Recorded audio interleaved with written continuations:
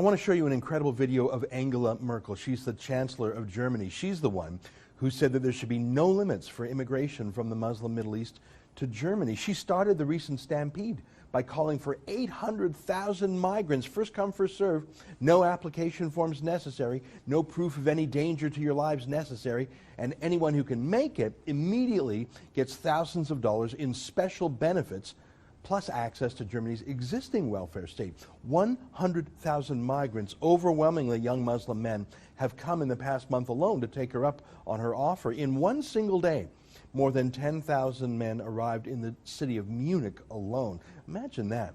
And if you dare to question this, well, you're called a Nazi, which in Germany tends to shut people up pretty quickly. Well, let me show you an incredible video. It's almost 4 minutes long, but literally every minute of it is amazing. It's a woman in Germany, she looks sweet, frankly looks like a progressive liberal, asking Angela Merkel, in a nutshell, aren't you putting our country at risk? Here, take a look. Sie haben vorhin auch die Verantwortung von dieser ganzen Geschichte mit den Flüchtlingen angesprochen. Eine der Verantwortungen ist es ja aber auch, uns hier in Europa zu schützen. Und vor allem mit Flüchtlingen aus Syrien und aus diesen Ländern kommen ja noch mehr Leute mit einem islamischen Hintergrund zu uns.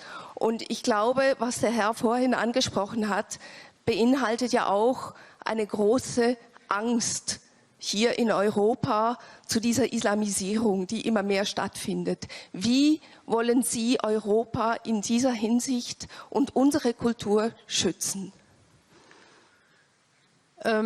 Ich glaube erst einmal, dass der Islamismus und der islamistische Terror leider Erscheinungen sind, die wir ganz stark natürlich in Syrien haben, in Libyen haben, im Norden des Irak haben, aber zu denen leider die Europäische Union eine Vielzahl von Kämpfern beigetragen hat. Und wir können nicht sagen, das ist ein Phänomen, das uns nichts angeht, sondern es sind zum Teil Menschen, oft sehr junge Menschen, die in unseren Ländern aufgewachsen sind und wo wir auch unseren Beitrag leisten. Okay, she says that terrorism is primarily happening over there in Iraq and Syria and Libya. And I guess that's true enough. It's not anarchy in Europe yet like it is in the Middle East, but there have been plenty of deadly Muslim terrorist attacks in Europe and many more foiled terrorist attacks, from the Madrid subway bombings to the London subway bombings to the attack on Paris's Charlie Hebdo magazine. Fine, it's true that most terrorist attacks numerically happen in the Middle East, but then did you see that? She blamed Germany and blamed Europe because some Muslims who are in Europe go back to the Middle East to fight with the Islamic State. She actually is saying that Germany helped cause the Islamic State terrorism because Germany took in some Muslim terrorists who then went back to the Middle East to commit terrorism. She actually blames Europe for the Islamic State. Here, watch some more. Zweitens, Angst war noch nie ein guter Ratgeber, also es ist im persönlichen Leben nicht und es ist auch im gesellschaftlichen Leben nicht. Kulturen und Gesellschaften, die von Angst geprägt sind, werden mit Sicherheit die Zukunft nicht meistern. Look, this lady in the audience is afraid. She's afraid of terrorism as we know it, afraid that amongst these hundreds of thousands of unscreened Muslim men are more terrorists to come. And all Merkel has to say, 15 seconds, is, well, fear is not a good advisor. Don't listen to fear. That's it. 15-second answer, just don't be afraid, just a little cliche. No real answers to real threats. Don't listen to fear. Well, how about listening to warnings from the Islamic State itself that says they're going to sneak in with these migrants? How about listening to evidence? How about to real Muslim terror plots being discovered in Europe every week? Don't listen to them? Here's more of Angela Merkel. Und drittens, wir haben diese Debatte natürlich auch, dass wir sehr viele Muslime in Deutschland haben. Wir haben die Debatte darüber, ob der Islam zu Deutschland gehört. Wenn man 4 Millionen Muslime hat, finde ich, braucht man nicht darüber zu streiten, ob jetzt die Muslime zu Deutschland gehören und der Islam nicht oder ob der Islam auch zu Deutschland gehört. Aber da gibt es auch diese Sorgen und ich muss Ihnen ganz ehrlich sagen,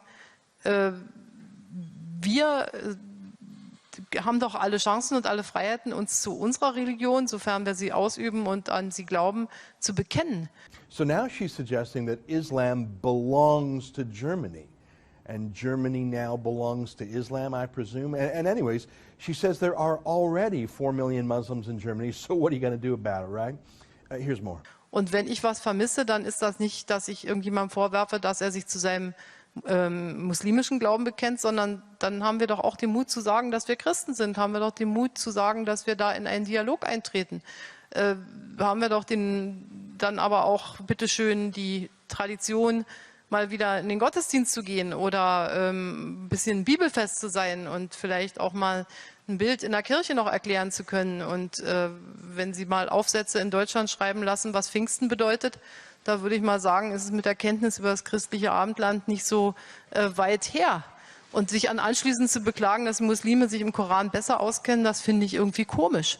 Und vielleicht kann uns diese Debatte auch mal wieder dazu führen, dass wir uns mit unseren eigenen Wurzeln befassen und ein bisschen mehr Kenntnis darüber haben. What? So this lady from the audience said she is worried about the Islamization of Germany. I know what that means. It means worried about terrorism and violence. But it also means worrying about Sharia law, worrying about women being put into hijabs and niqabs and burqas. It means worries about a lack of separation between mosque and state. And Merkel says the solution to this is for this question asker to go to church more, to look at paintings in a church. That was her advice. Here's a woman, we have no idea if she's Christian at all, saying she's afraid of mass, unlimited, unscreened immigration of young Muslim men. And all Merkel says is she should go to church? This isn't a contest between theological abstractions. This is about the character of the German state itself, the public square, the laws, the culture. It's not about what book one reads privately in a house of worship. Worried about 100,000 Muslim men? Oh, go to a church and read a book, look at a painting. What is she even saying? Here's some more. Insofern finde ich diese Debatte sehr defensiv. Gegen terroristische Gefahren muss man sich wappnen. Und ansonsten ist die europäische Geschichte so reich an so dramatischen und gruseligen Auseinandersetzungen, dass wir sehr vorsichtig sein sollten, uns sofort zu beklagen, wenn woanders was Schlimmes passiert. Wir müssen angehen dagegen, wir müssen versuchen, das zu bekämpfen. Aber wir haben nun überhaupt keinen Grund auch zu größerem Hochmut, muss ich sagen. Das sage ich jetzt als deutsche Bundeskanzlerin. Okay, so now we have it.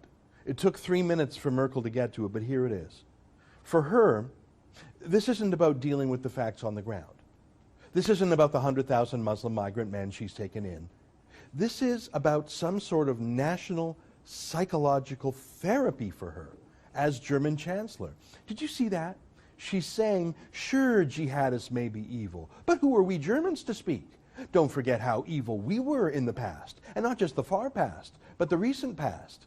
Don't be haughty and arrogant, she actually said. So keeping Germany's culture of liberal secularism is haughty and arrogant, she says. Defending against unscreened migrants is haughty and arrogant, she says, because, hey, Germany did awful things to the Jews and to others, so shut up about awful things that Muslim extremists want to do to us. This isn't a public policy. This is a personal therapy. I note that Merkel herself doesn't have any kids. And neither did the last German chancellor either. They don't have a personal future. Now, maybe it was for personal reasons. I don't know. But the last 2 German leaders have, for whatever reason, no stake in the future. An amateur psychologist might say they have decided to terminate themselves as a form of ethnic punishment, the ultimate in self-hate. Selbsthass is the special German word for hating yourself. They hate themselves for what they or their parents or their grandparents did. They hate Germany today because of what Germany was in the 30s and 40s. And so they will not personally build a German future. And anyone who wants to is just haughty and arrogant and has obviously forgotten Germany's great crimes. And sure, some of these Muslim terrorists are bad, but no worse than Germany was. And anyways, she says, Germany is partly to blame for the Islamic State, and why don't you just go to a church and look at a painting? This is crazy. Now, she looks tired in this video, but I don't think she was drunk or delusional. She hasn't corrected these comments later. As far as I know, this is Angela Merkel's worldview.